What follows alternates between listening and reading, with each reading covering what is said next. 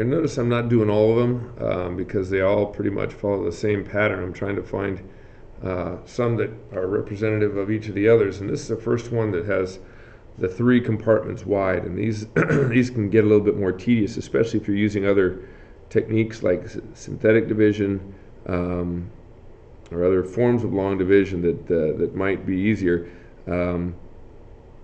This is really the only way to do something with 3 items here. So we just have to set it up like this, with the x squared here, the positive 1x, and then the negative 6. And underneath, it's kind of the same deal. You've got your 30 here. It's a plus 30.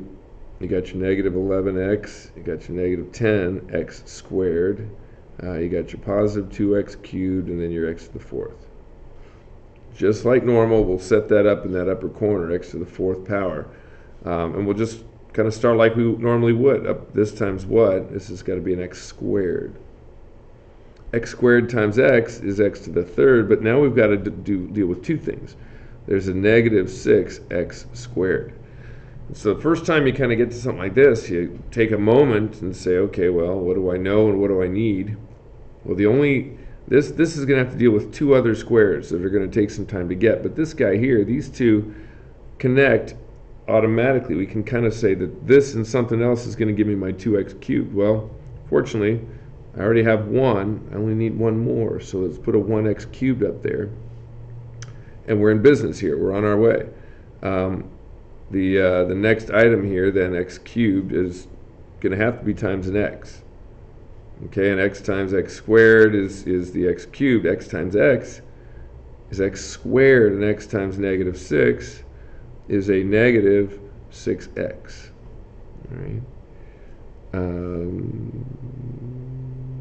Okay.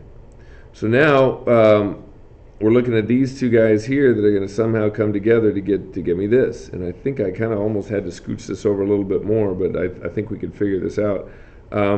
I've got a negative 6 and a positive 1. That's a negative 5. I still need another negative 5x squared for these to kind of add up to give me my negative 10.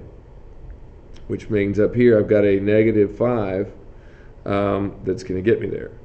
And so negative 5 times that is here. Negative 5 times this is a negative 5x. Negative 5 times negative 6 is a positive 30.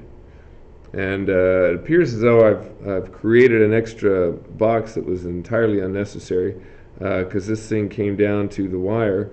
And the nice thing is these things have a way of working themselves out. These 2 automatically work with that because they add up to 11x, and the 30 is the 30. So everything adds up. I have a whole extra line of bricks here, and we're in business.